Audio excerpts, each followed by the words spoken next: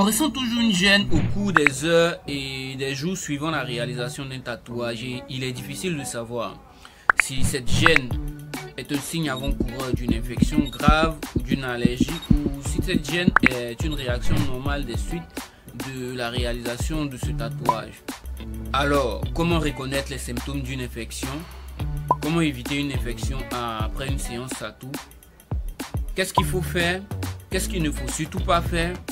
Vous le saurez tout de suite dans Conseils pratiques, l'expérienceur générique. Tout est de ma carrière, aujourd'hui vous êtes où? Négro, je suis éternel comme le FC Liverpool. Moi, faire confiance aux hommes a tué mon espérance. Ceci n'est pas un album, c'est une putain d'expérience. Salut à tous, je me nomme Diaba et je suis expérienceur du monde de l'art. Comment éviter une mauvaise cicatrisation de son tatouage? C'est ce que nous allons essayer de voir maintenant. Apprendre à reconnaître les signes d'une infection est important. Savoir les traiter l'est autant. Mais surtout, les éviter après s'être fait tatouer l'est encore plus. Tous ceux qui se sont déjà fait ancrer un pigment sous la peau savent que cette zone reste très sensible, gonflée avec des rougeurs au minimum pendant les 48 heures suivant sa réalisation. À ce moment précis, il est difficile de savoir si vous avez une infection ou pas. Donc n'en tirez pas de conclusions hâtives. Traitez correctement votre tatouage et attendez de voir si les symptômes persistent. Si la douleur, le gonflement et les rougeurs ne se résorbent pas, mais tendent à se prolonger dans la durée, plus de 3 jours, voire une semaine après la séance tatou, retournez voir immédiatement le tatoueur et demandez-lui d'examiner votre tatouage. Prenez soin de votre tatouage selon les recommandations du tatoueur.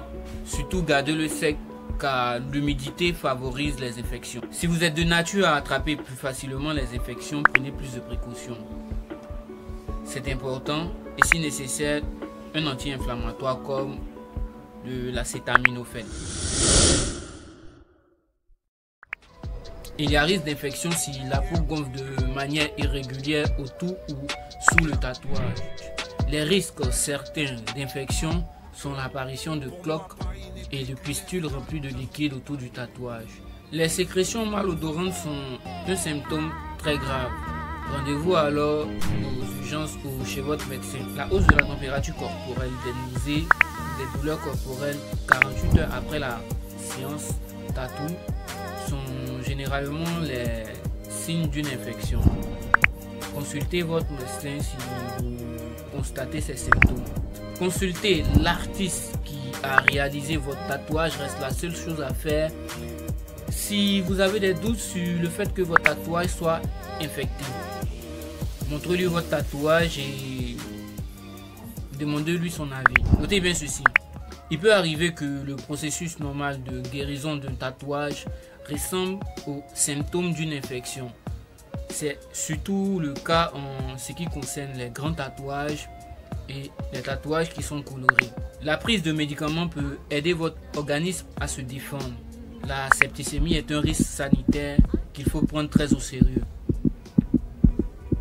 C'est la plus grave des infections et il faut tout faire pour l'éviter. Une crème en plus des antibiotiques vous sera prescrite. Essayez de garder votre tatouage le plus propre possible et lavez-le en douceur 2 à 3 fois par jour. Le tatouage a besoin d'air frais pour bien cicatriser, donc il faudra le garder couvert avec un compresse à gaz stérile, mais aussi il faudra l'exposer assez à l'air pour éviter tout nouveau risque d'infection.